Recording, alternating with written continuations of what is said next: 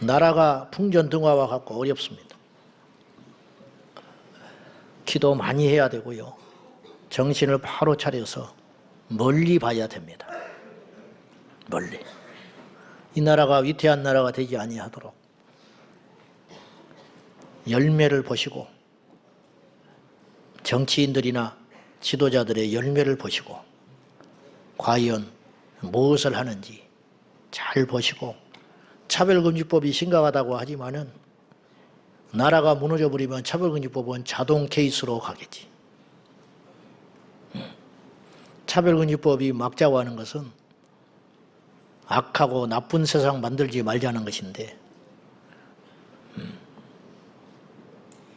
칼 들고 설치는 놈을 잡으러 다니는데 누가 총을 들고 나타나면 누가 더 문제예요?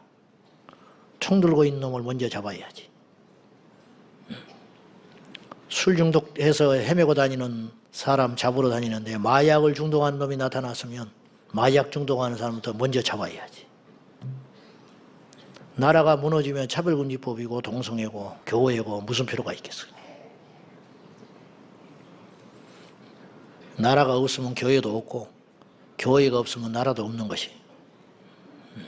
나라 없는 서름을 우리 선조들은 겪어봤잖아요. 우리는 잘 몰라요. 우리 세대는 아무리 뭐라고 해도 굶어보지를 않고 이름을 뺏겨보지 않고 총뿌리에 억압당해 보질 않고, 나라 국모가 일본의 건달 깡패들한테 난자를 당하고 시체가 불태워졌는데 한 일국의 왕이라는 사람이, 지압이라는 사람이 힘이 없으니까 지키지를 못하고 벌벌벌 떨고 아간파천 러시아 대사관으로 도망가 버리고만. 고종을 나쁘다고 할 수도 없어요. 살아야 되니까. 얼마나 처참하고 부끄러운 역사냐. 무슨 깡패 건달도 아니고 나라 간의 신이나 체면이나 약속도 없이 그냥 밀어닥쳐가지고 잡아가고 자원 포탈해가고 죽여버리고 위안부 삼고 이름 바꿔버리고. 나라가 없으니까. 그 전에부터 징조가 있었어요. 일본은 개화를 해가지고 독일 신문화를 받아들여서 30년 동안 산업화를 일구고 메이지 유신 그래가지고 군함을 만들어내는 정도가 됐는데, 우리는 군함은커녕 어디 총도 한 자로 제대로 만들어지 못하는 상대가 됩니까? 상대가 돼. 그러니까 밀고 들어와가지고 을사조약 맺어가지고 그때부터 35년 짓밟고 짓밟다가 유린하고. 그런 처참한 나라가 해방돼가지고 5년 만에 또 전쟁 터져가지고 그리고 70년이 흘렀어요. 기적같이 이 나라가 이만큼 된 거예요.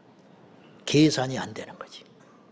작년에 이 지경인데도 불구하고 우리나라가 전 세계에서 수출 6번째, 수출 6등했어요. 6등. 말이 돼요? 인구가 있기를 합니까? 땅덩어리가 크기를 합니까? 석유가 나기를 합니까? 가진 것 갖고는 오직 머리 하나밖에 없는데 수출 6등 했다니까.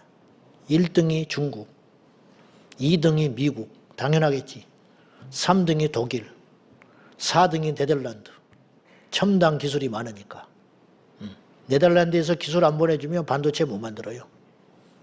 대단한 기술을 갖고 있어요. 5등이 일본, 6등이 대한민국, 7등이 이탈리아. 어떻게 이런 일이 몇십 년 만에 이런 일이 일어날 수가 있는가? 70년이 걸린 것도 아니에요. 사실은 50년 만에 이런 일이 일어난 거예요. 50년. 70년대부터 일어났으니까.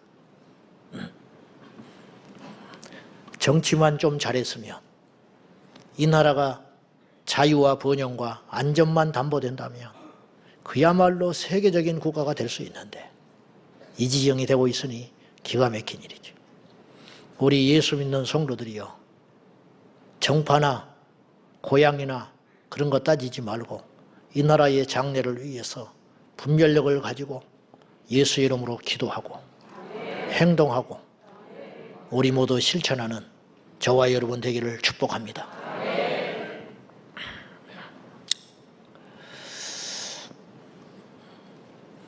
제 영상을 함부로 잘라가지고 자극적인 제목 달아가지고 그렇게 자꾸 올려가지고 그렇게 하지 마세요. 함부로. 자꾸 그러면 법적 조치 들어갑니다. 내용은 그것도 아닌데 많이 보게 만들려고 함부로 허락도 안 받고 내가 그냥 놔두는데 그렇게 하면 안 돼. 그 이상한 사람 되잖아. 내용 들어가면 그것도 아닌데. 자, 2025년 새해가 밝았습니다. 날짜가 바뀐 것은 숫자가 바뀐 것에 불과해요. 뭐가 달라졌어요? 뭐가 달라져?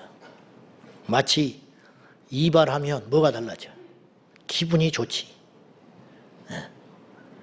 글쎄 1시간이나 갈라나. 그것도 자주 이발하면 그런 마음도 이제 없어져요. 목욕하고 나오면 사람이 달라져요. 기분만 좋아지는 거예요. 기분. 이발하고 새 옷 사서 입으면 기분 좋지. 새 집에 이사하고 마치 2024년에서 2025년이 됐다는 것은 새 집에 이사해서 들어간 것과 비슷해요. 좋지. 도배하고 좋다. 한 달쯤 지나봐. 뭐가 좋은지. 넓은 집에 가도 넓은지를 몰라. 거기서도 뜻에 안 맞으면 지옥같이 살 수 있는 거예요. 집이 아무리 밝아도 그곳에 어둠이 임하면 캄캄한 어둠 가운데 사는 거예요. 진짜 새로워진다는 건 뭐냐? 날짜가 바뀌는 게 아니고 장소가 바뀌는 게 아니고 내가 바뀌는 것이 진짜 바뀌는 거예요. 똑같은 집에 살아도 복음이 들어가서 빛이 들어가서 함께 예배하고 기도하고 으르렁거리는 사람들이 사랑 공동체가 되면 그것이 초가 삼간도 우리 주님이 함께하면 그것이 천국이 되는 거예요. 그런 거라 이 말이죠. 사람이 달라져야 진짜 달라지는 것이. 새해가 시작되었으나 여전히 같은 생각, 습관, 가치관을 가졌다면 여전히 미운 사람은 미웠고 여전히 악한 습관, 중독 끊어내지 못하면 아무 필요가 없는 거예요. 그 사람한테 무슨 의미가 있어요? 더 나빠지는 거예요. 늙어만 가는 거지. 늙어만. 고집만 세지고. 여호수아 1장에 보시면 여러분이 잘 아시는 대로 여호수아에게 주께서 말씀하셨어요. 무슨 말씀을 하셨느냐? 네가 어디로 가든지 형통할 것이다. 여기서 어디로 가든지 형통한다. 그 말은 여러 가지 의미가 담고 있는 거예요. 어디로 가든지 형통하고 누구를 만나든지 형통하고 어느 때든지 형통하리라. 그렇게 약속하는 거예요. 그러면 전제 조건, 그렇게 형통한 길이 열리려면 하나님께서 무엇을 할 때 그렇게 형통한 길이 열릴 것이냐? 내가 너와 함께 할 때, 하나님이 우리와 함께 하면 어디로 가든지 형통한다는 거예요. 모세는 가나안 땅에 안 들어갔지요. 아쉽지요. 이해 안 되지요. 일본으로 들어가야 돼. 죽더라도 들어가서 죽어야 하는 사람이요. 1등 공로자 아닙니까?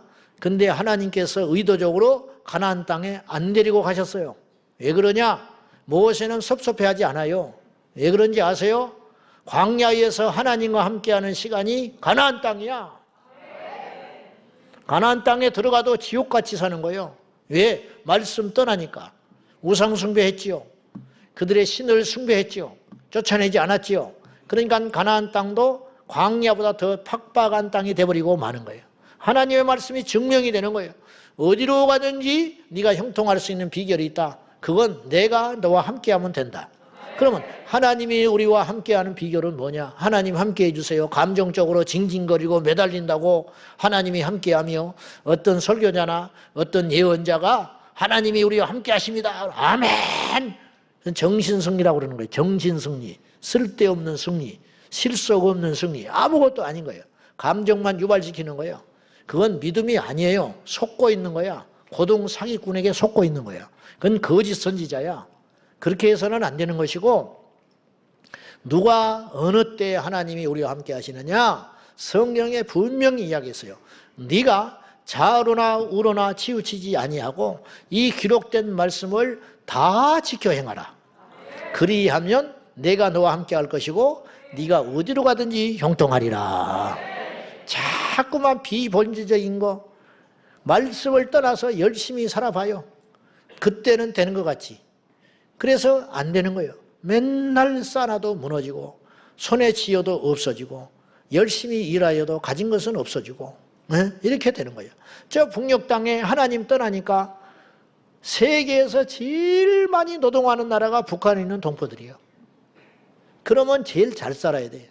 남한보다 5배는 잘 살아야 돼. 근데 어쩌면 이렇게 못 사느냐? 답이 안 나오잖아요. 계산이 안 되는 나라 아니야. 우리나라도 계산이 안 되잖아. 석유 한 방울이 안 나오는데 차가 1300만 대가 있다는 게 계산이 안 되잖아. 그러면 북한에 저렇게 아침에 새벽 별 보기 운동, 새벽에 별 보고 출근해가지고 저녁에 늦게까지 어디 사치를 부리기를 해요. 어디 가서 돈을 펑펑 쓰기를 해요. 놀고 있기를 해요. 그러면 그야말로 알짜배기 부자들이어야 되고 세계 제일 강대국이 돼야 돼. 머리가 나쁜 나라도 아니야. 머리도 우리하고 같잖아요. 그러니까 머리가 나쁘다고 볼 수도 없는 거예요. 게으른 민족도 아니에요. 우리 한민족이 게으른 민족이 아니거든. 굉장히 빠르고 지혜롭고 영특하고 순발력이 있는 민족이거든요. 그런데 왜 저렇게 못 사냐 이 말. 그러면 자원이 없냐? 남한보다 훨씬 나아. 평야만 없을 뿐이지 옛날에 농경사회야 남한이 북한보다 잘 산다고 하지만은 이제 산업화 시대가 되면은 북한이 남한보다 훨씬 잘 살 수 있는 조건을 갖고 있어요. 그쪽에 지하 자원이 어마어마하게 많아요. 남한보다. 근데 왜 저렇게 못 사느냐 이 말. 바다에 가서 고기만 잡고 살아도 먹고 살아. 인구도 우리의 절반밖에 안 돼. 2천만이 좀 넘잖아요. 그러니까 잘 살 수밖에 없고 그래야 되는데 왜 저렇게 거지 중에 산거지가 됐냐. 답을 이야기해봐요. 원인을 이야기해보라고. 독재 정권? 물론 그렇지. 그럼 독재 정권은 왜 일어났냐 이 말이야. 왜 자유가 없어졌냐 이 말이야. 왜 민주주의가 사라지게 되었냐. 이유는 하나예요. 말씀을 떠났어요. 말씀 떠나니까 교회 없어져 버려요. 예배가 사라졌지. 김일성 우상 숭배하니까 그냥 와르르르 무너지는 거예요. 앞으로도 답 없어요. 거꾸로 말해볼까요? 북한에 복음만 들어갈 수 있다면 다른 거 필요 없다니까요. 공장을 세워봐요. 되는지. 응? 북한에 물자를 갖다 줘보라고. 어지간히 퍼줬어? 어지간히 퍼줬냐고. 응? 공장은 안 세워봤어요? 다 불질러버리고 다 뺏어버렸잖아요. 응? 대학이 없기를 해요? 안 되잖아요. 그 이유가 뭐예요? 이유는 한 가지밖에 없는 거예요. 북한에 교회만 세울 수 있다면, 북한에 복음만 전할 수만 있다면, 북한 백성들이 회개하고 김일성 우상에서 벗어나서 여호와 하나님만 경외할 수만 있다면 제가 볼 때 10년이면 승부나 20년이면 선진국 되고 못 살 수가 없다니까요.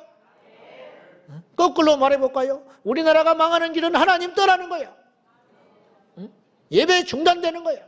교회 없어지는 거야. 교회를 지키기 위해서 교회를 지키자는 게 아니에요. 이 나라를 지키기 위해서 교회를 지켜야 된다 이 말이에요. 말씀을 우르나 좌우로나 치우치지 말고 지멋대로 해석하지 말고 타협하지 말고 그 말이거든요.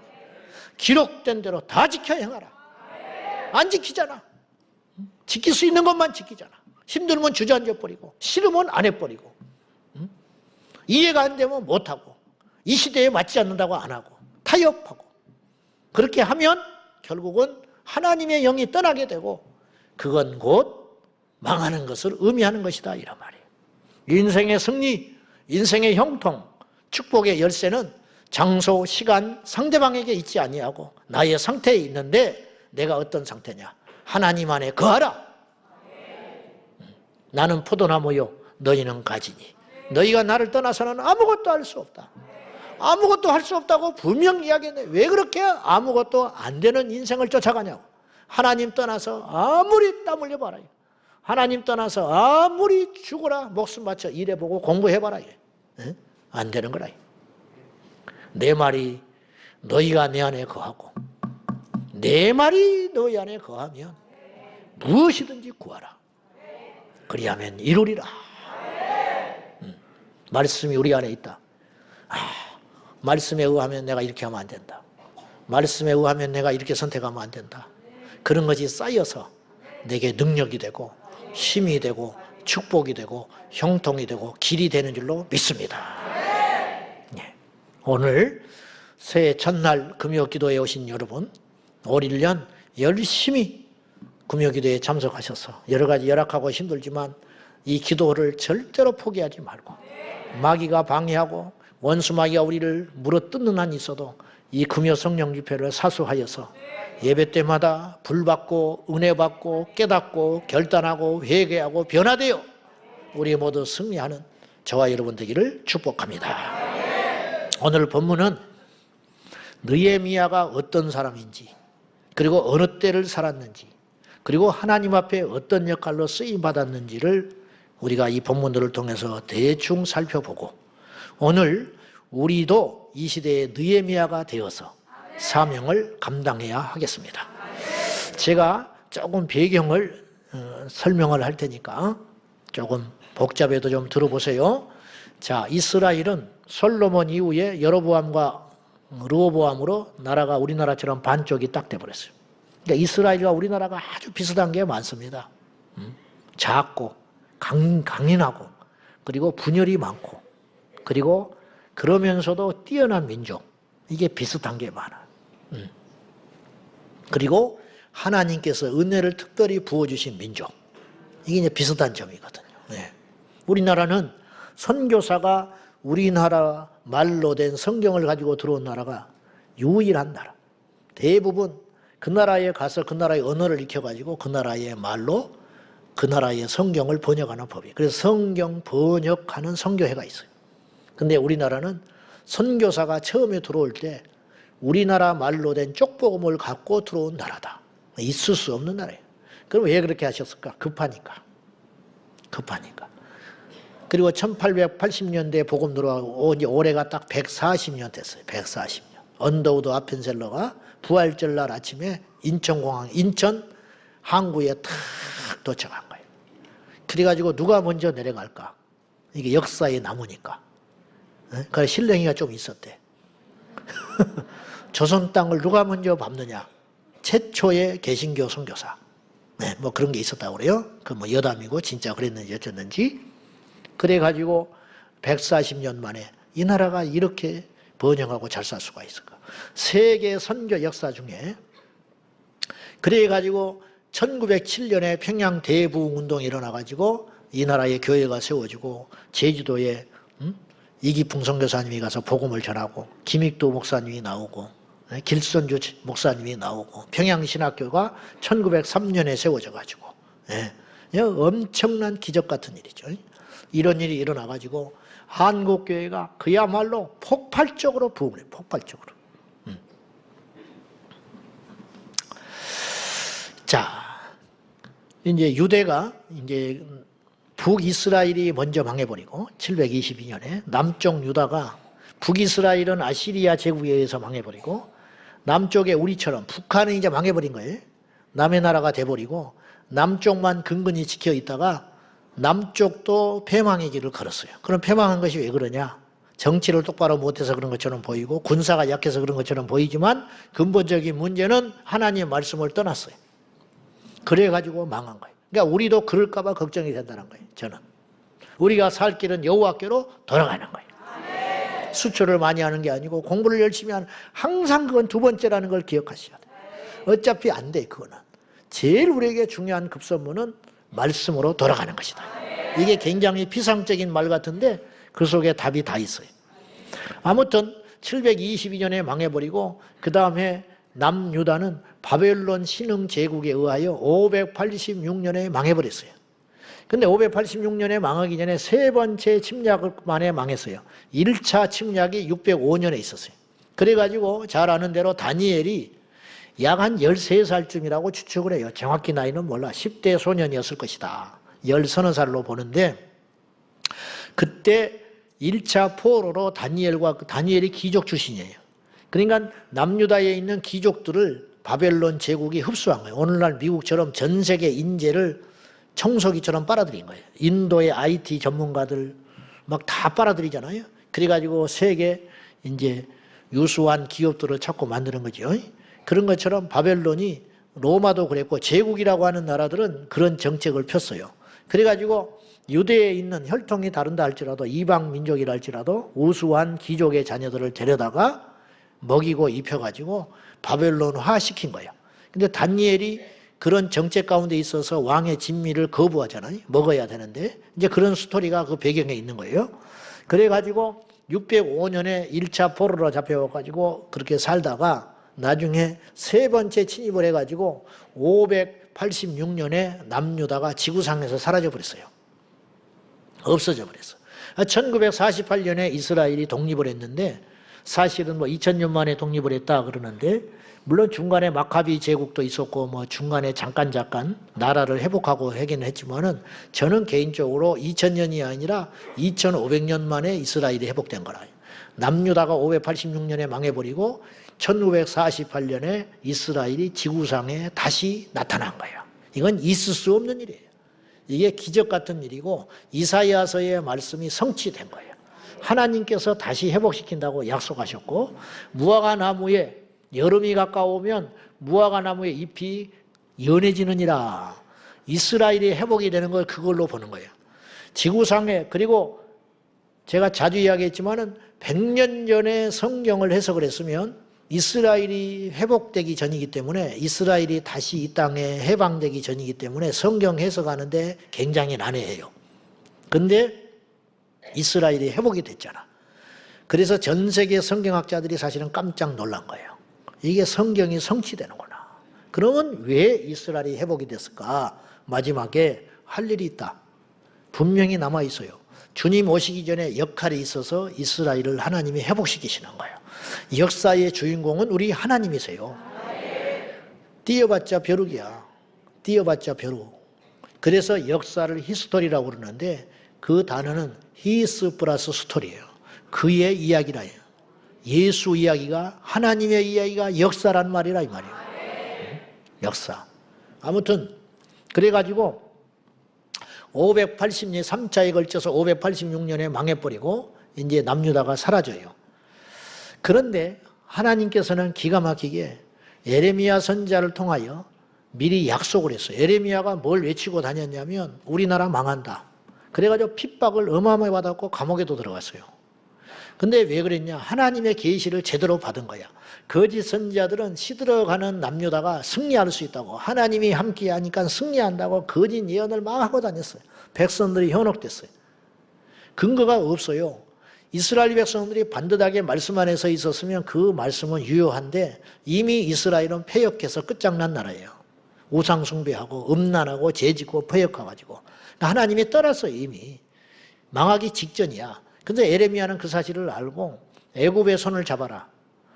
저기 바벨론에게 빨리 항복해라 그랬어요. 그래야 산다. 근데 전통 강국인 애굽에만 자꾸 줄을 세다가 바벨론에게 미움 당해가지고 완전히 나라가 박살 나버린 거예요. 어쨌든 그런 과정 속에서 하나님께서 뭘 약속하셨냐면 70년이 차면 반드시 너희를 다시 이 땅으로 돌아오게 하리라.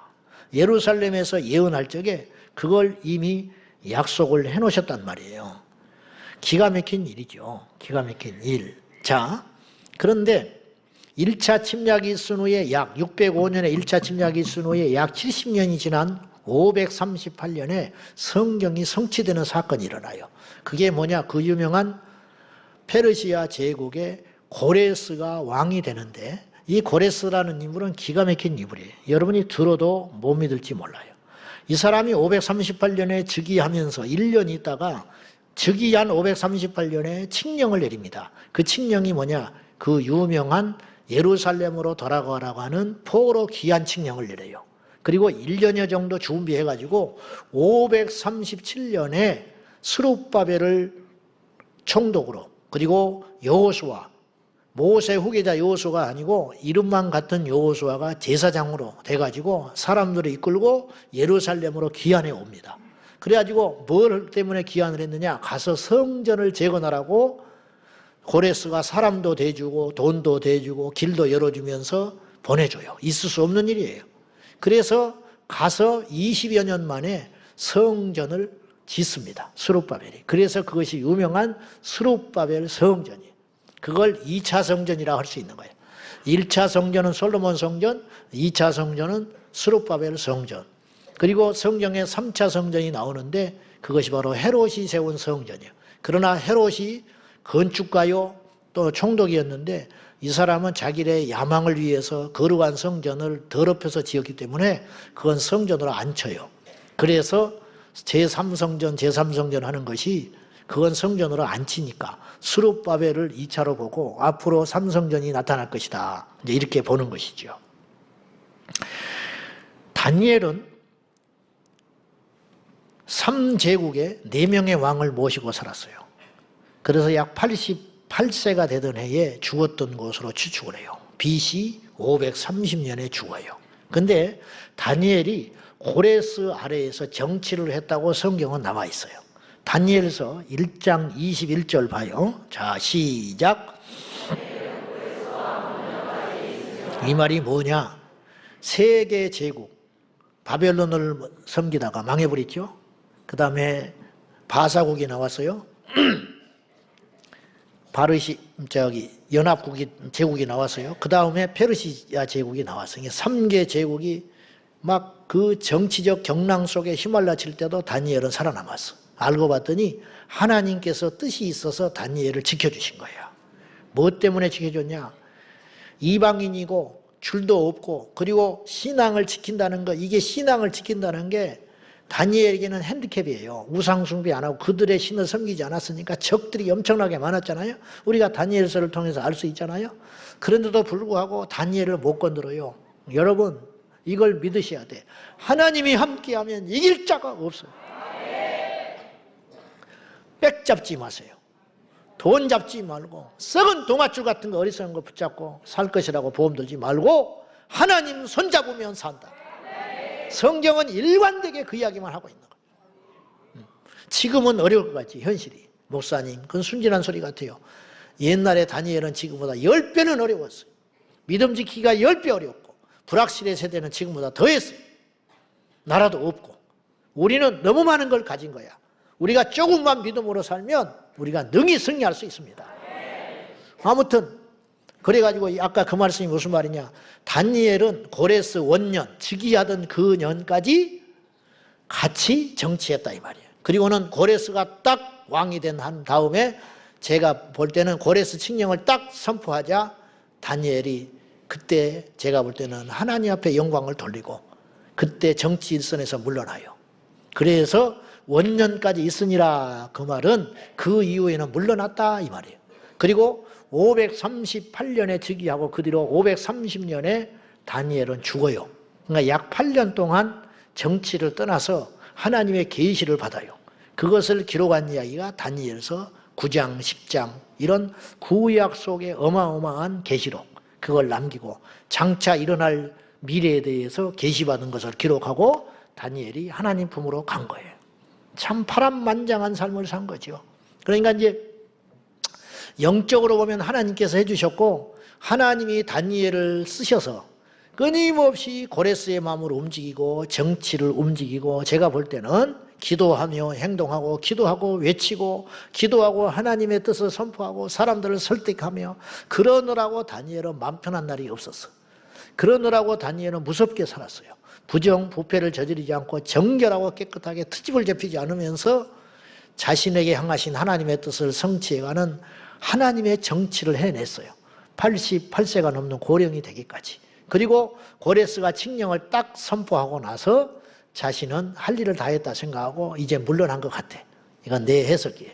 근데 크게 틀리진 않아요. 원년까지 있었다고 했으니까. 그냥 막후에서 다니엘은 엄청난 일을 한 거예요. 605년에 바벨론의 포로로 잡혀와가지고 그 풍진 세상을 70여 년을 하나님 앞에 기도하면서 무섭게 살면서 하나님의 도구로 기가 막히게 쓰임 받았지요. 그래가지고 다니엘서 10장에 보면 우리가 회고록이니까 다니엘서 10장에 보면 예루살렘 창문을 향하여 문을 열어놓고 하루에 3번씩 기도하잖아요. 그러면 예루살렘을 열어놓고 왜 기도를 했냐 이 말이에요. 무슨 기도를 했겠냐 이 말이에요. 그건 그거 다른 것이 아니고 예루살렘의 성전이 회복되게 하여 주십시오. 예루살렘에 귀환할 수 있게 해 주십시오. 다니엘이 고령이 아니었으면 같이 동행했을지 몰라요. 근데 이제 자기는 할 일은 의무는 다 했다 여기고 아마 바벨론 제국에서 그렇게 마지막 죽음을 맞이한 것 같아요. 고레스는 누구냐? 그는 성경에 미리 예측된 인물이에요. 놀라운 일이에요. 이방인이었지만 하나님의 종으로 택정받은 인물입니다. 고레스에 대한 놀라운 예언을 여러분 지금 성경을 의심한다든지 하나님을 믿지 않는 사람들은 이 이야기를 잘 들으셔야 돼요. 저는 다른 문제는 없다고 봐요. 저도 그렇고 우리 모두의 문제는 뭐냐? 하나님을 안 믿는 데 문제가 있는 거예요. 왜 죄를 짓습니까? 하나님이 안 보고 있다니까 죄 짓잖아요. 왜 주차를 함부로 해요? 왜 성질을 부리고 삽니까? 그건 작은 일 같죠. 작은 일 같은데 왜 그런 짓거리를 저부터서 하냐면 하나님이 안 보는 거예요. 하나님이 안 볼 리가 있어요? 근데 우리가 그렇게 어리석어요. 꽁이 도망가다가 고개를 확 덤불 속에 쳐박고 사냥꾼에서 벗어났다고 생각하는 거예요. 다 보고 있어. 다 보고 있어. 은밀히 행하는 것을 하나님은 다 보시리라 그래요. 때로는 사람도 아는 짓인데 하나님이 모르게 해서 다윗이 범죄했을 때 뭐라고 그랬어요? 너는 은밀히 행하였으나 내가 백주에 드러내리라. 그래가지고 그 수치를 당하잖아. 자기의 첩들이 궁궐 옥상에서 말이죠. 자기 자식한테 자기의 궁녀들이 수치를 당하는 일이 벌어지잖아. 백주 대낮에 다 드러내버린다는 거예요. 너는 몰래 간음을 했지만은 네 자식이 네 첩들을 세상에 있을 수 있는 일이에요. 그런 수치를 당하게 해버린다는 거예요. 세상에 감출 것은 없어요. 근데 저부터서 자꾸 하나님을 의식하지 않고 사는 거야. 이건 모를 거라는 거야. 이 정도는 모를 거라. 그게 근본적인 문제예요. 그러니까 예수를 믿으면서 엉뚱한 짓을 해버리는 거야. 저 사람은 그렇게 행동하면 안 돼. 지금 살아온 신앙의 연륜이나 나이나 예수를 못했니, 사대를 믿었니, 성경을 몇 독을 했니, 새벽 기도를 빠지지 않니? 근데 왜 엉뚱한 짓거리를 하냐 이거야. 말도 안 되는 일에 무너져 버리고 말. 그리고 급전직하해버리잖아요. 무슨 말이냐? 교회를 안 와버리는 거예요. 아무리 힘들고 속상하고 억울해도 교회는 나와야 할 거 아니야. 예배는 드려야 할 거 아니야. 평생 주의를 어긴 적 없고 새벽기도 안 드린 적 없는데 뭔 말 들었다고 그날부터 안 나버린다. 사람이라는 건 납득이 되게 행동을 해야 되는 거예요. 그래 안 그래? 내가 이 공원에서 오줌 싸고 있으면 말이 돼요, 안 돼요?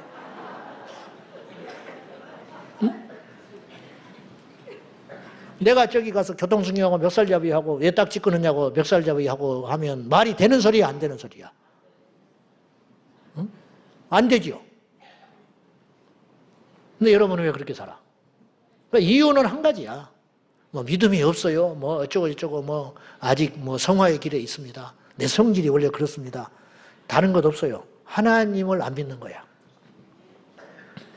하나님이 안 보고 있다고 생각하는 거예요. 지금 다른 것 없어요.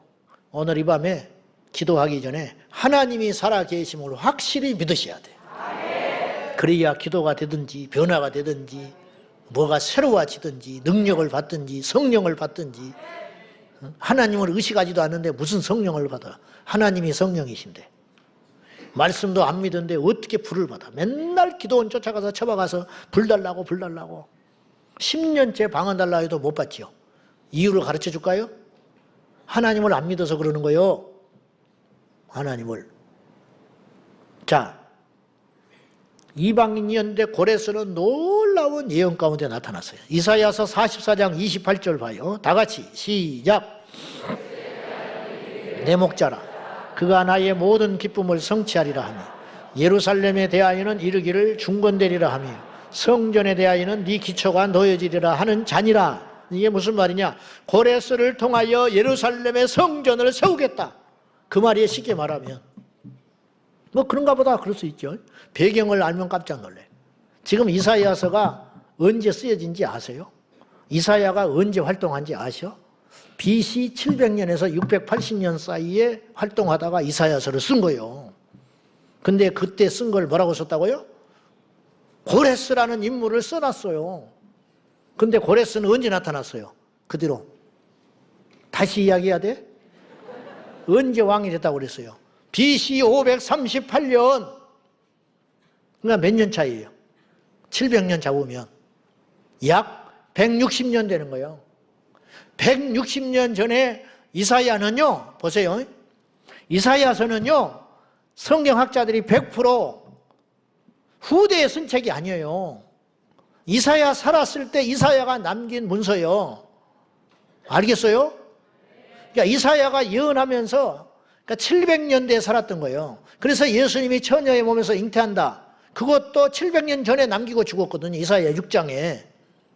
근데 이사야서 44장에 고레스가 나타나서 하나님의 목자로 쓰임받아가지고 유대인도 아닌데 예루살렘 성전을 중건하는데 쓰임받게 될 거라는 거예요.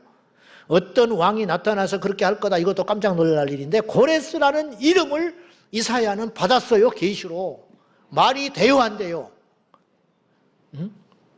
1년 전에만 뭘 이야기해도 깜짝깜짝 놀래. 근데 어떻게 무려 160년 전에 고레스라는 인물이 나타나가지고 그러면 여러분이 이렇게 질문할지 몰라. 에이, 그 후대에 누가 장난쳤겠죠. 그 문서를 바꿨겠죠. 그럴 가능성은 제로예요. 왜 그런지 알아요? 이스라엘 백성들에게 하나님의 말씀을 훼손하는 것은 곧 죽음과 같이 여겼어요. 절대 손 못 대요. 문서를 훼손해서 옮겨 쓰지를 못한다니까. 근데 이사야는 700년에서 680년대에 살았다는 건 그거는 부인할 수 없는 사실이에요. 그 당시에 살았어요. 왕이나 이런 걸 다 자기가 거론을 했으니까. 히스기야하고 같이 있었고 했으니까. 그런데 그때 남긴 문서가 이사야서인데 어떻게 고레스라는 이름을 거명할 수가 있냐 이 말이에요. 이래도 성경이 거짓말이에요? 이래도 하나님이 안 계세요? 회개해야 돼요. 하나님을 안 믿는 죄가 제일 큰 죄예요. 모든 죄의 시작은 거기서 시작되는 거예요. 하나님을 안 믿으니까 엉뚱한 짓거리 하고 다니는 거예요. 하나님을 안 믿으니까 겁을 내는 것이고 하나님을 안 믿으니까 의심하는 것이고 안 변화되는 것이죠. 이사야는 고레스가 나오기 전에 이미 160여 년 전에 문서에 고레스라는 이름을 남기고 죽었다. 그러니까 자기도 뭔지를 몰라. 그냥 계시받아서 쓴 거예요. 이스라엘의 포로 생활 70년은 예레미야가 미리 예언을 했어요. 예레미야는 그럼 어떤 인물이냐? 이것도 역시 이 희한한 이야기야. 예레미야도 역시 627년에서 586년 사이에 활동한 걸로 추측을 해요. 그건 사실이에요. 그래가지고 586년에 남유다가 망했다고 그랬죠? 망하고 나니까 예레미야가 애굽에 끌려가서 죽습니다. 성경에는 안 나와 있지만 그것이 정설이에요. 그럼 586년에 죽은 거예요. 그가 활동했던 때가 약 한 40년 남짓 예언 활동을 한 거예요. 예언자로. 그래서 627년에서 580년까지 활동하면서 예레미야서를 남겼어요. 그러니까 아까 이사야서처럼 예레미야서도 그때 써진 책이에요. 훗날에 써진 책이 아니고.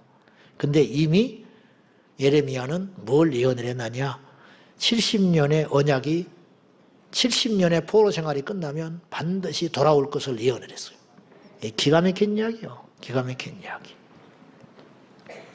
고레스가 포로 기한을 왕이 된 직후에 시행한 이유는 그럼 뭐 때문에 그랬냐? 정치적으로 무슨 이득이 있어서 그랬냐? 압박에 의해서 그랬냐? 자기도 왜 그런지 몰라. 풀어줘서 이득될 게 하나 없어요. 자, 바로 왕하고 한번 비교를 해봐요. 바로는 절대로 안 풀어줬어요. 자기 자식이 죽고 나서야 손들었어요. 10번 고생하고. 그것도 나중에 다시 정신 못 차리고 추격해가지고 결국은 홍해에 수장돼서 죽었어요. 그랬잖아요. 바로 왕이. 그런데 그에 비하여 고레스는 풀어주면 당장 노동인구가 줄고 우수한 인재들이 빠져나가는데 그 많은 숫자들을 아무 조건 없이 너네들 나라에 가서 성전 지으라고. 그래가지고 성전 지어가지고 힘을 얻고 성전이 얼마나 유대인들에게 대단한지 아세요? 그래서 고대의 왕들과 로마가 얼마나 이걸 짓밟으려고 끊어버리려고 했는지 아세요? 그러니까 나라는 망해도 성전이 있고 신앙이 있으면 못 해보는 거예요. 이 정신적으로. 그러니까 이걸 끊어버리려고 얼마나 몸부림을 쳤는지 성전을 모독하기 위해서 성전에 들어가 가지고 돼지 피를 뿌리고 그랬어요. 돼지는 부정한 짐승이잖아요. 이래도 하나님이 있냐는 거예요. 그래가지고 이스라엘 백성들의 그 영적인 그 멘탈을 끊어버리려고 그렇게 몸부림을 치기, 이건 당연한 일이에요. 누구든지 그럴 수 있는 거예요. 근데 고레스는 정반대의 행보를 보인 거야. 가서 지으라는 거야. 있을 수 없는 일을 했죠. 그럼 고레스가 사람이 좋아서 그런가? 그게 아니고 고레스가 그렇게 하게 된 동기에 대하여 고레스 스스로 고백한 내용이 나와요. 그게 에스라서 1장 1절에서 3절까지 나와요. 한번 봐요. 자, 시작.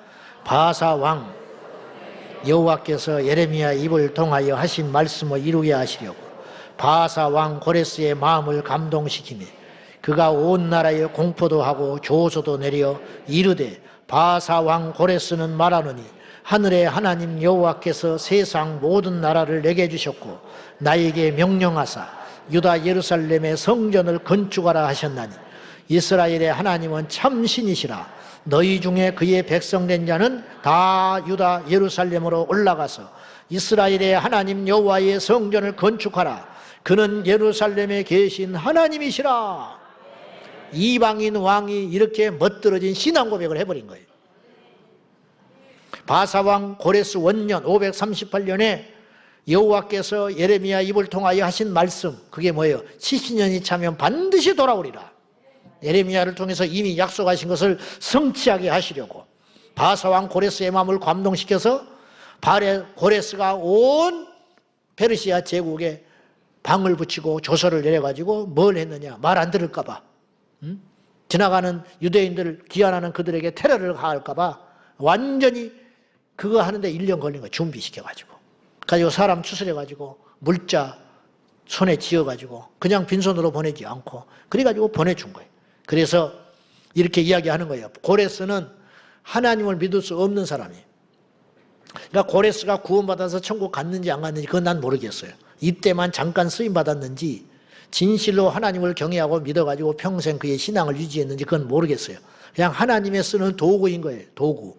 바로 왕은 억지로 굴복을 했지만 고레스는 하나님께 순종함으로 이런 도구가 됐어요. 알고 봤더니 하나님이 다 하신 일이에요. 고레스가 잘난 것도 아니고 바로가 강팍한 것도 아니에요.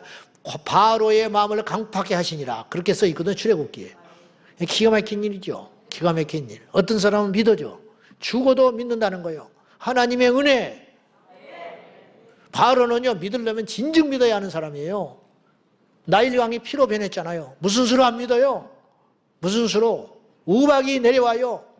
근데 이스라엘 백성들이 머물고 있는 곳에는 우박이 안 내려가는 거야. 온 천지가 캄캄한 암흑천지인데 이스라엘 백성들이 살고 있는 고센 땅에는 흑암이 안 내려가는 거예요. 자기도 눈이 있고 귀가 있고 다 듣는 거 아니에요. 근데도 안 믿는 거예요. 안 믿어. 왜? 죽으려고 하니까. 하나님이 죽여버리려고 하니까. 고레스는 하나님께서 급해서, 그럼 고레스가 불순종했으면 어떻게 됐을까? 제2의 고레스가 나와서 그거 하는 거예요. 어차피 고레스를 이 땅에 보내신 것은 알고 봤더니 160년 전에 이사야 선지자를 통하여 예언한 것을 성취하게 하시려고. 그리고 절묘하잖아요. 그 전에 나와도 안 돼요. 그 이후에 와도 안 된다고. 70년이 차는 그 시점에 딱 나와야 되는 거예요.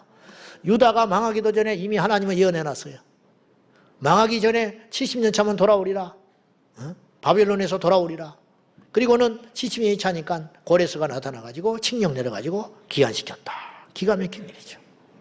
기가 막힌. 포로는 3번에 걸쳐서 기한이 돼요. 538년, 537년에 1차 있었고 그 뒤로 458년, 그러니까 1차 포로 기한한 다음에 약 80년이 지난 다음에 학자요 제사장이었던 그 유명한 에스라가 돌아가가지고 신앙 부흥운동을 일으켜. 성전이 있으니까. 성전이 있는데 이스라엘 백성들이 지쳐있고 맥이 빠져가지고 말씀을 안 지키니까 율법을 가르치면서 정신 차리라고 말씀 부흥운동을 에스라가 일으키기 위하여 2차로 들어가요. 그 다음에 그 뒤로 14년 후에 BC 444년 3차 포로가 기한이 이루어졌는데 그때는 오늘 본문의 느헤미야가 세 번째 총독으로 임명받아가지고 이스라엘 백성들을 이끌고 이제 예루살렘으로 가는 거예요. 그냥 오늘 본문에 보시면 그 배경이 이렇게 나오는 거예요. 자, 1절 한번 볼래요? 1절. 하가랴의 아들, 시작. 하가랴의 아들 느헤미야의 말이라. 아닥사스다 왕 제20년 기슬르월에 내가 수상궁에 있는데, 느헤미야가 막대 먹은 사람이 아니에요. 근본이 천한 사람이 아니에요. 수상궁, 에스더가 거했던 그 화려한 궁, 그곳에서 있었어요, 이미. 그러니까 최소 궁궐에서 근무하고 있는 괜찮은 사람이에요. 괜찮은 직종을 가진 유대인 느헤미야. 근데 이 사람이 뭐가 아쉬울 게 있는지 자꾸만 자기 잃어버린 고향 땅 예루살렘에 관심을 둬요. 이것도 하나님의 뜻이라. 하나님의 뜻. 지 배만 부리면 되는데 나라도 없잖아요. 뭐 망하려고 한다만 가서 지원해서 싸워준다 하지만 없잖아. 어차피 없는 걸 어떻게 하겠어. 그냥 자기 출세기나 챙기고 자기 처자식이나 챙기고 살면 되는데 느헤미야는 그렇게 살 사람이 아니에요. 아니야. 근데 자기 형제 중에 동포 중에 하나인 하나니라는 사람이 유다에서 돌아왔는데 그 하나니를 만나보니까 기가 막힌 이야기를 하는 거예요. 지금 1차, 2차에 걸쳐서 유대인 백성들이 예루살렘으로 많이 갔잖아요. 이제 그들이 가서 이제 죽고 또 결혼을 하고 또 자식을 남기고 그리고 나름대로의 민족을 이제 이루고 산 거예요. 성전은 있는데. 근데 문제는 비참해. 힘이 없으니까, 약하니까 나라 없다 해가지고 주변 나라들한테 짓밟히고 무시당하고 약탈당하고 비참하게 산다는 소식을 들었어요. 그 느헤미야가 기가 막혀가지고 잠을 못 자. 그래서 느헤미야가 하나님께 기도하면서 그의 왕에게 청을 해가지고 기도를 하니까 단번에 하나님이 어떤 역사를 이루느냐, 8개월 만에 응답을 해줘요.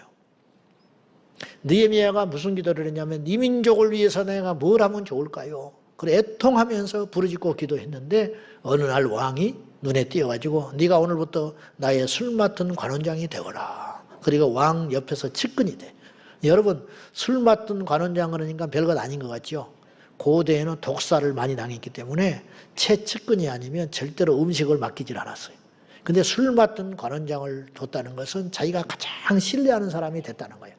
그리고 가장 가까이서 밤낮으로 만날 수 있는 사람이에요. 그러니까 느헤미야가 얼굴이 안 좋거든.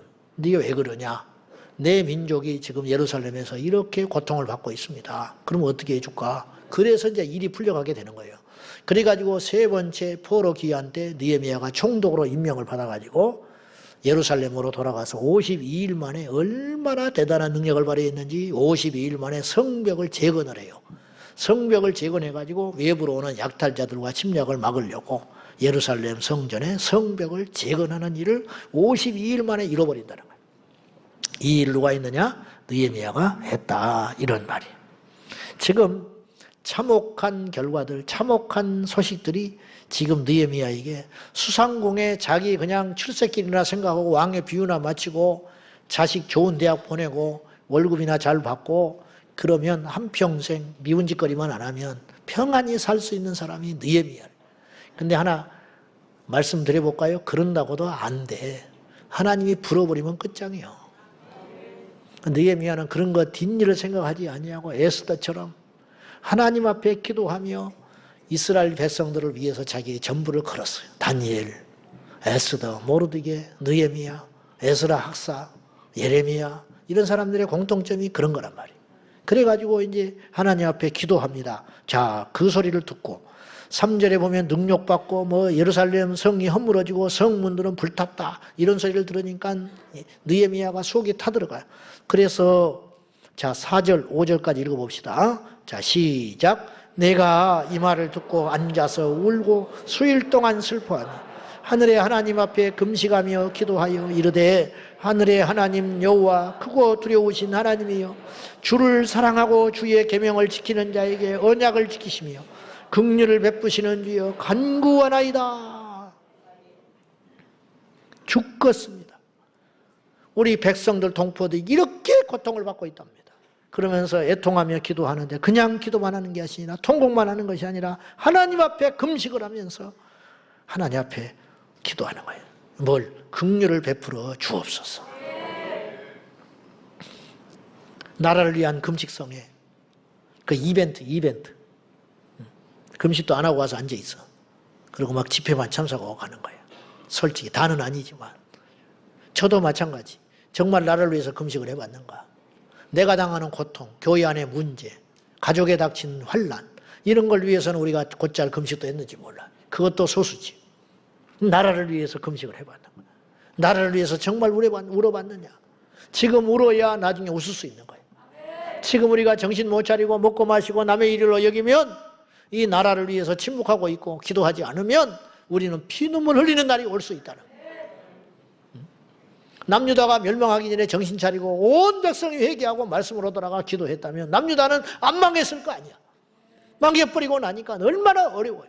망한 나라를 세우려니까 얼마나 힘이 들고 하나님이 기적적으로 그러니까 이스라엘 백성들이 지구상에서 나라가 망하고 없어지고 흩어졌지만은 하나님의 관심은 계속 이스라엘에게 향하고 있었어요. 하루가 천년 같고 천년이 하루 같은 하나님의 역사잖아요. 2500년이라는 시간이 어마어마하게 길고 불가능한 시간처럼 여기지나 하나님 앞에는 하루의 점과 같은 시간이라 이 말이에요. 그래서 하나님께서 뜻이 있어서 어느 날 자신들의 힘이 아니라 영국의 힘에 의하여 아프리카로 가라는 것을 부득부득 우기고 팔레스타인 이스라엘 땅으로 들어간 거 아니에요. 남들은 그것 때문에 분쟁이 났다 어쨌다 난리지만은 하나님의 뜻을 성취하기 위하여 그곳으로 갈 수밖에 없었다 이 말이에요. 더 넓은 땅, 더 풍요로운 땅을 더 준다고 했어요. 근데 부득부득 그곳으로 간 거야. 그것도 자기 마음이 아니야. 그리고 오매불망 이제 이스라엘 지금 백성들이 이스라엘 사람들이 꿈꾸고 있는 게 뭐냐? 성전을 건립하는 거. 스룹바벨 시대에 무너져버린 스룹바벨 성전이 무너진 다음에 지금까지 짓지 못하고 있는 한 맺힌 성전 그리고 통곡의 벽에서 무너진 벽토에서 통곡의 그래서 울고 있다고 통곡의 벽이라고 하잖아요. 난 안 가봤어요. 별로 가고 싶지도 않아. 근데 죽기 전에 가기는 가야 할 것 같은데 전쟁이 터져가지고 가지도 못하고. 그런데 그곳에 성전을 세우고 싶은데 돈이 없어서 안 세우는 것도 아니고 기술자가 없어서 못 세우는 것도 아니고 이스라엘이 얼마나 짱짱한 나라인데 장소가 확보되지 않아서 못 세우는 거예요. 솔로몬 지었던 그 터에다가 성전을 꼭 지어야 되는데 그래야 전통성이 있는 것인데 그곳에 해교 사원이 떡 버티고 있으니까 뺏겨버려가지고 그래서 그걸 보고 통곡하고 울고 있는 거예요. 이스라엘 백성들이. 그러니까 하나님이 맘먹으면 어떤 방법이든지 근데 최근에 새로운 학설이 나왔어요. 그것이 아니래. 그곳이. 그 옆에래. 진짜라니까. 그러니까 이 무슬림들이 그걸 뺏깁니까? 자기들도 이스마일의 후예라고 하는데 절대 안 뺏기지. 자기 하나님이라고 그러는데. 근데 자세히 측량을 해보니 그런 말도 나온다니까요, 지금. 그 자리가 아니라는 거예요. 그냥 그 자리를 허물고 짓는다는 건 현실적으로 어려워요. 엄청나게 비바람이 날고 어마어마한 대가를 치러요. 그건 돈으로도 안 되고 싸움에서 이긴다고 될 게 아니고 온 아랍이 달라붙어가지고 이건 끝이 안 나는 거예요. 근데 알고 봤더니 그 옆일 수도 있다는 거예요. 그러면 이건 완전히 달라지는 거예요. 그거는 3개월, 6개월 만에도 완공해버릴 수도 있어. 만약에 그렇다면. 그러면 주님의 재림이 우리의 생각한 것보다 문 밖에 확 와버릴 수도 있는 거예요. 물론 저는 그런 것에 연결시키고 싶지는 않아요. 왜냐 성경의 큰 흐름은 그날과 그 시는 모르기 때문에. 그러니까 우리가 이렇게 속단하면 안 돼. 성전이 안 세워졌으니까 주님이 안 오신다. 그렇게 말하는 것도 성경적이지 않아요.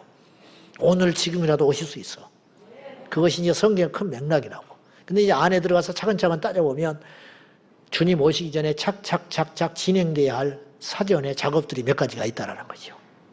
자, 그건 이제 차후로 하고 오늘 느헤미야가 자기 일도 아닌데 이 민족을 위해서 잃어버린 자기 민족 이스라엘이 저렇게 모욕을 당하고 무시를 당하고 멸치를 당하고 힘이 없으니까 예루살렘에서 하나님이라는 사람이 와서 보고하는 소리를 듣고 통곡을 하면서 금식을 하면서 하늘 하나님 아버지 앞에 힘은 없고 방법도 없고 힘이 없으니 그럼 뭘 할 수밖에 없냐? 하나님 앞에 조르고 기도하는 길밖에 없는 거예요. 애가 힘이 없고 말을 못하니까 울어버리잖아요. 우리가 지금 이 시점에 우리가 하나님 앞에 뭘 해야 되느냐? 하나님께 통곡하며 울고 애통하는 것밖에 무슨 수가 있겠어요? 이 어려운 이 나라 뭘로 수습을 하냐? 트럼프가 대통령이 된다고 우리나라 얼마나 도와줄 것 같으며 지금요 말이 꼴이 아닌 거예요. 지금 꼴이 아니야. 지금 군인들 기강도 엄청나게 무너졌을 거라고. 마음이 허해가지고 계엄이니 뭐니 해가지고 지도자들은 그냥 구속돼 버리고 구속된 군인이 뭘 잘못했어? 시킨 대로 했는데 불쌍한 거야. 불쌍해. 별 3개, 4개 다느라고 평생 어디 가서 맘 편하게 밥도 제대로 못 먹고 여러분 별 하나 달라면 어떻게 하는지 아세요? 나는 직접 들었어. 사돈네 팔돈까지 다 뒤져요. 응? 이만큼이라도 흠이 있으면 별 안 달아준다고. 응? 마누라 사돈네 팔촌까지 다 보고 마누라가 백을 뭘 들고 다니는지까지 본다니까. 거짓말이 아니에요. 숟가락이 몇 개인지도 다 알아요. 그래가지고 그걸 통과해가지고 별을 하나 달아주는 거예요. 별 하나 되는 것이 그렇게 어렵고 힘든 일이요. 공부만 잘하고 되는 게 아니고 육사 나왔다고 되는 게 아니라고. 그렇게 무섭게 자기 관리하면서 수십 년을 사건 사고에 휘말리지 않고 평가를 잘 받아가지고 별 하나 달고 2개 달고 3개 달고 4개 달고 그래서 수도방위사 사령관 되고 계엄사 사령관 되고 꿈에도 그리는 그런 자리에 올라가가지고 나라를 위해서 지키겠다고 했는데 위에 있는 수장이 이렇게 해라 저렇게 해라 무슨 수로 반발을 해. 반역을 말을 안 들으면 반역인데 무슨 죄가 있어 도대체. 별 하나를 만들려면 수십억 수백억 쏟아붓는 거예요. 외국 유학 보내야지. 파일럿 하나 만드는 게 얼마나 어려운지 아세요? 공군에서 전투기 조종사 하나 만들려면 돈이 얼마든지 아셔? 그런 거라는 거예요. 근데 날아가 버렸어. 그럼 그 경력과 경륜은 누가 그 자리를 채우냐고. 누가. 당장해야 누가 뭐 너 승진시켜 그 자리 들어가라 하지만 뭘 아는 게 있어야. 사람이라는 게 밑바닥부터 차근차근 배워가지고 경험하고 부딪히면서 이렇게 하고 저렇게 하고 전략을 세우고 배우고 실패하고 넘어지고 일어나고 하면서 차근차근 쌓여가지고 나이 60줄 70줄 다 돼가지고 은퇴하기 직전에 별 4개 달고 3개 달고 해가지고 2, 3년 딱 근무하다가 그걸 다 후배들한테 물려주고 나오는 것인데 하루아침에 날아가 버리는 거예요. 어디다가 써먹을 거예요. 이제 그런 사람들은. 무슨 죄가 있어? 도대체. 군인들의 사기가 지금 완전 땅에 떨어져가지고. 어디다가? 대통령이 하라는 대로 했는데, 위에 사람이 하라는 대로 했는데, 안 하면 또 어떻게 해? 군인인데. 그러면 우리가 뭘 듣고 따라야 되냐? 이런 상황에서 만약에 연평도에 포라도 하나 쏴면 어떡할 거예요? 북한에서 불장난이라면 무슨 수로 막아내냐고. 이런 중차대한 시점에 지금 느헤미야가 예루살렘에 먼저 들어간 자기 자국민들이 들려오는 소식, 능력받고 무시당하고 약탈당하고 성문은 폐허돼 버리고 그런 소식을 듣고 느헤미야는 힘이 없고 쫓아간들 무슨 도움이 되고 해볼 수가 없을 때 하늘에 계신 하나님 앞에 금식하며 애통하며 부르짖어 기도했더니 근데 그의 기도가 기가 막힌 기도예요. 회개 기도. 우리가 잘못했습니다. 잘못하긴 뭘 잘못해? 느헤미야가. 우리의 죄 때문이라는 거예요. 우리가 말씀을 떠나서 하나님 앞에 배역하게 행하죠. 이런 수치를 당하고 모멸을 당하고 멸치를 당하고 이거 이렇게 쭉 이야기가 나오는 거 아니에요? 느헤미야 1장에. 그리고 하나님 앞에 기도하고 기도했더니 주께서 응답을 해줬어요. 11절 봐요. 다 같이 시작.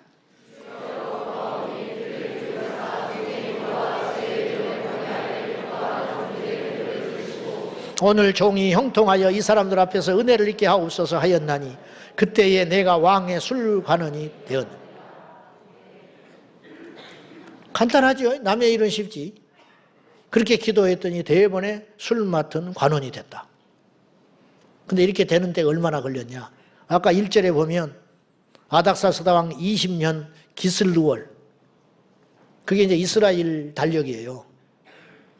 그때가 니산월이 정월인데 4월이야 태양력으로.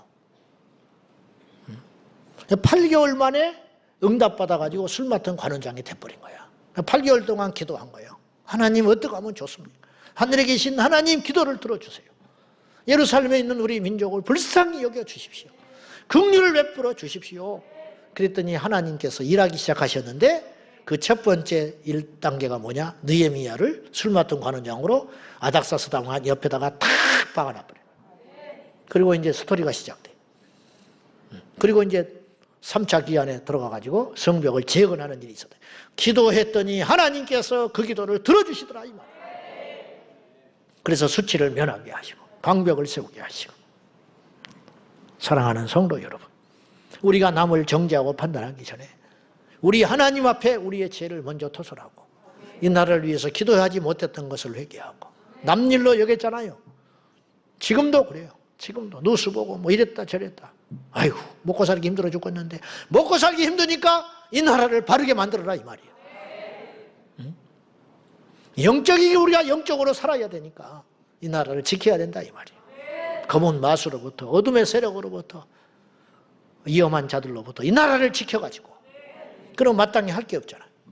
오늘 느헤미야에서 배우는 교훈이 뭐예요? 하나님 앞에 금식하고 애통하며 기도해. 사방이 막혀있지. 느헤미야가 뭘 할 수 있냐고 지금. 무슨 자기의 사병 군대가 있기를 합니까? 왕이기를 합니까? 무슨 힘이 있어요? 근데 하나님께서 기가 막히게 일하신다. 술 맡은 관원장을 만들게 하시사 이 나라도 그런 일이 일어나도록 우리가 그런 사람이 되든지 아니면 어떤 사람 우리가 기도함으로 인하여 세우든지 간에 이 나라를 다시 일으킬 수 있는 사람, 이 나라를 위험에서 건져낼 수 있는 사람, 이 나라를 새롭게 할 수 있는 사람, 이 나라를 안전한 대한민국으로 만들 수 있는 사람, 이 나라의 교회를 지키고 이 나라의 복음을 지키고 우리 자녀들이 자유롭게 왕래하고 자유롭게 공부하고 표현의 자유를 만들어 할 수 있는 이 나라, 그런 나라 자유 대한민국을 만들기 위하여 우리가 애통하며 지금 눈을 뿌려 기도하면 하나님께서 반드시 들어주시리라고 믿습니다. 할렐루야. 우리 모두가 이 밤에 그런 간절한 느헤미야의 애통의 기도를 통하여 이 나라 민족의 역사가 바뀌고 공기가 바뀌고 언론이 바뀌고 생각이 바뀌고 사람들이 바뀌고 움직이는 그런 역사가 일어나기를 신묘막측하게 하나님께서 일하시는 것을 볼 수 있도록. 할렐루야.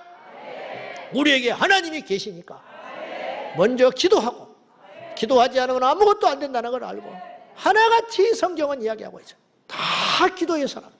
역사를 움직였던 모든 인물, 모세 기도의 사람, 사도 바울 기도의 사람, 느헤미야 기도의 사람, 알고 봤더니 기도의 사람, 간원이 아니에요. 다니엘 기도의 사람, 마라코, 예레미야 기도의 사람. 그런 인물들을 통해서 하나님께서 역사를 이룬 것처럼 오늘 또 이 시대에 우리가 이 어둡고 암울하고 혼란스러운 이 때에 이 시대의 느헤미야가 되어서 예레미야가 되어서 다니엘이 되어서 하나님 앞에 사명함 가지고 기도하는 저와 여러분 되기를 예수님의 이름으로 축원합니다. 축원합니다. 할렐루야. 우리 하나님 앞에 기도하십시다. 우리가 남을 판단하고 정죄하기 전에 우리는 먼저 하나님 말씀을 제대로 지키고 살았는가? 교회만 다니고 종교생활만 하면 다입니까? 먼저 우리의 죄를 철저히 인정하고 회개하며 이 나라 이 민족의 현재와 미래를 주님께서 지켜주시기를 위하여 그동안 기도하지 못했던 것을 하나님께 고백하며 주여 이 나라를 살려주십시오. 주여 먼저 이 땅에 무질서와 혼란이 계속되고 있나이다. 이 모든 일들이 우리가 하나님의 자녀로서 말씀에 순종하지 못했음을 고백하고 회개하게 하여 주십시오. 우리가 먼저 하나님 앞에 간절히 그리 기도함으로 오늘 기도를 시작하도록 그렇게 하겠습니다. 다 같이 이 땅의 무질서와 혼란이 저들 때문이 아니라 이 모든 일들이 바로 하나님의 자녀로서 우리가 바로 믿지 않았기 때문에 말씀을 떠났기 때문에 이런 일이 일어났다는 걸 고백하고 다 같이 간절한 마음으로 회개의 기도를 드리도록 하겠습니다. 주여 주여 주여 살아계신 하나님 아버지, 우리 모두가 아버지 앞에 토설하고 회개하나이다.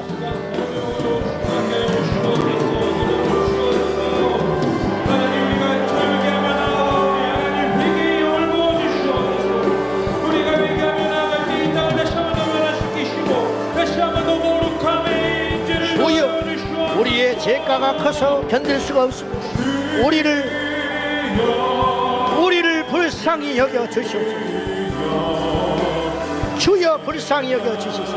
아버지의 뜻대로 순종하게 하여 주시고 말씀으로 돌아가게 하여 주옵소서. 아버지 앞에 우리가 먼저 회개하고 아버지 앞에 우리가 먼저 목사이지 못한 하나님의 자녀답지 못한 제자광성께 성도답지 못했던 아버지 앞에 회개하고 주 앞에 토설하고 주여 용서하여 주시옵소서.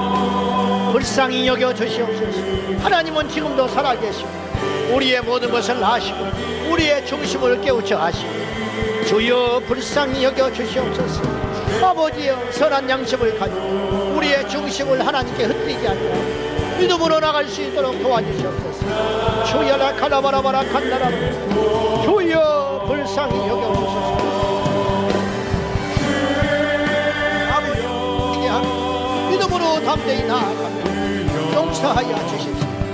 주여 이 땅의 문제와 혼란이 계속되고 있는 것은 바로 우리들의 잘못입니다. 우리가 말씀을 떠나서 하나님을 제대로 믿지 못하고 하나님을 제대로 섬기지 못하고 말씀대로 살지 못하고 이 지경에 이르렀음을 고백하고 주여 용서하여 주십시오. 주여 불쌍히 여겨 주시옵소서. 주님 2025년 우리가 금요 성령 집회를 시작하며 하나님 앞에 믿음으로 살리라 말씀대로 살리라 순종하며 살리라 정결하게 살리라 회개하며 살리라 아버지의 뜻대로 살리라 다시 한번 결단하고 결심하오니 주여 응답하여 주시옵소서. 주여 응답하여 주시옵소서. 주님 말씀하여 주시옵소서. 새롭게 하여 주옵소서.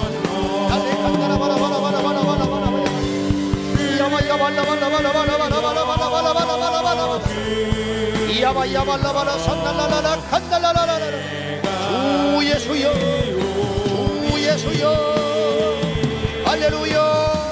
영광과 존귀와 찬양을 받게 합당하신 아버지 하나님 도와주십시오. 성령님 인도하여 주시옵소서. 성령님 함께하여 주시옵소서.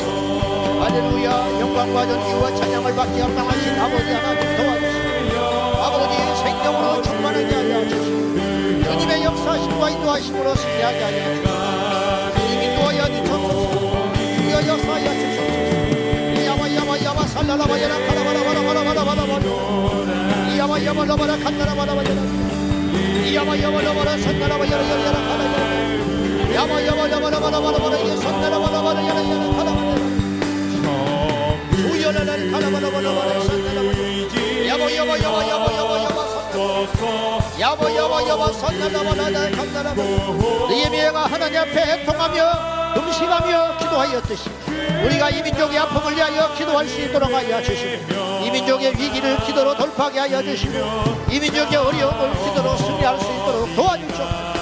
주님 우리의 죄 때문에 우리의 죄악이 커서 이 지경이 되었으니 주여 불쌍히 여겨 주시옵소서. 주여 불쌍히 여겨 주시옵소서. 주여 자비를 베풀어 주시옵소서. 주님 불쌍히 여겨 주시옵소서.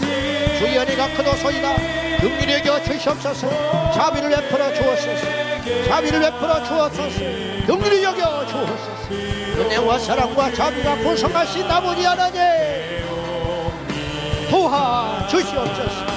나의 힘이 되신 아버지 하나님 주님 앞에만 기도하고 간구하고 주여 응답하여 주시고 들어주시옵소서. 예수의 이름으로 담대히 나가서 기도하는 자만 응답하여 주시고 예수의 이름으로 승리하게 하여 주시옵소서. 주여 믿음 주여 믿음 주여 믿음 주여 믿음 주여 역사하여 주시옵소서. 주여 이 나라 이 민족 전 대한민국을 불쌍히 여겨 주옵소서. 백성들은 파리하여 가고 멸시를 당하고 세계의 손가락질을 당하고 있으니 주여 아버지 앞에 애통하며 기도하오니 들려오는 소리마다 차고한 소리 싸우는 소리 분열되는 소리 고통의 소리가 들려오는 이때에 우리의 죄를 먼저 하나님 앞에 회개하고 나 때문이라고 고백하며 나아가오니 주여 용서하여 주시옵소서. 불쌍히 여겨 주님 앞에 나갑니다. 할렐루야 할렐루야. 전능하신 나의 하나님 아버지 도와주소서. 불쌍히 여겨주소서. 자비를 베풀어 주시옵소서. 주님의 생명과 능력으로 충만하게 인도하여 주시고 우리 아버지 앞에 합당한 믿음의 삶으로 영광을 돌릴 수 있도록 주여 도와주시옵소서. 야바야바야바야바야바야바야바 살라라라라 간다라바라바야라 야바야바야바야바 살라라라라 간다라바라바야라 야바야바야바야바야바 살라라라라 이봐 여보 살아나리라. 하나님을 믿습니다. 하나님을 의지합니다. 하나님을 신뢰합니다. 우리가 믿을 분은 주님밖에 없습니다. 주님만 의지하고 주님만 바라보며 주님께만 나아갑니다. 아버지 하나님 도와주소서. 예수님 도와주시옵소서.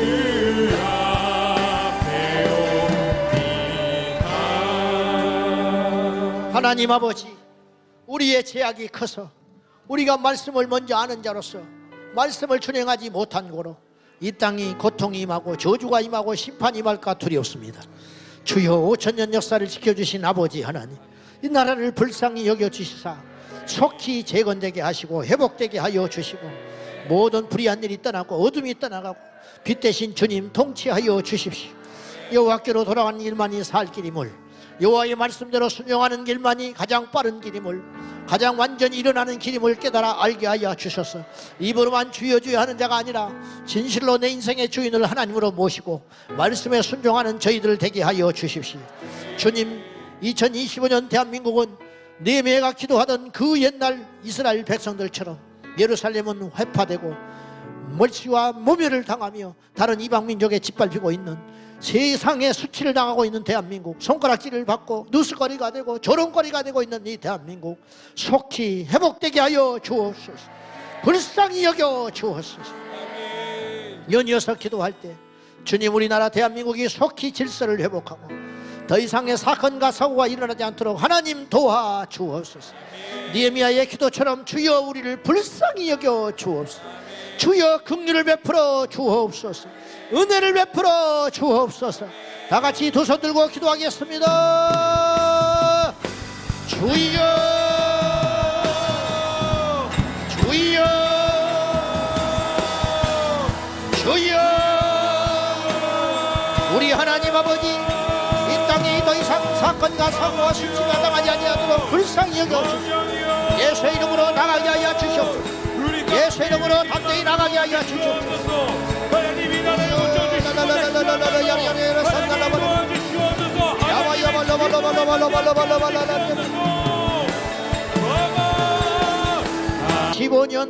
새해가 밝았습니다. 2025년 우리나라의 모든 대소사를 주관하여 주시고 이 땅의 백성들이 회개하고 특별히 믿는 자들이 정결과 거룩함으로 돌아오게 하여 주옵소서. 가슴을 치며 통곡하며 남에게 지탄하고 남에게 손가락질하는 것이 아니라 나 때문이라고 고백하는 성숙한 성도들이 이 땅에 나타나게 하여 주시고, 우리 제자강성교회 모든 성도들이 역사의식과 민족정신을 가지고 이 나라의 아픔과 고통이 곧 나의 문제임을 깨달아 수상궁에 머물며 자기 안위를 돌보고 한평생 호의호식하고 살 수 있었던 느헤미야가 애통하며 금식하며 하나님께 나가 기도할 적에 하나님께서 그에게 기도에 응답하여 주셔서 술 맡은 관원장을 되게 하시고 그를 통하여 하나님의 역사가 나타났던 것처럼 아버지 하나님, 시시하게 살지 않게 하여 주십시오. 이 땅에 바라보며 이 땅에 만족하며 사는 짐승과 같은 삶을 살지 않게 하여 주십시오. 먹고 마시고 누리고 싸고 그러다가 주님 앞에 가는 인생이 아니라 하나님 앞에 애통하며 기도하며 남의 아픔을 나의 아픔으로 여기고 민족의 고통을 나의 고통으로 여기고 민족의 죄를 나의 죄로 여기고 하나님 앞에 나아갈 수 있는 제사장적 기도를 드릴 수 있도록 도와주시옵소서. 다같이 우리 조국 대한민국과 이 땅의 모든 국민들과 우리 후대와 조국 교회와 우리 자신들의 영혼과 우리 후대를 위하여 다같이 통성으로 기도하겠습니다. 주여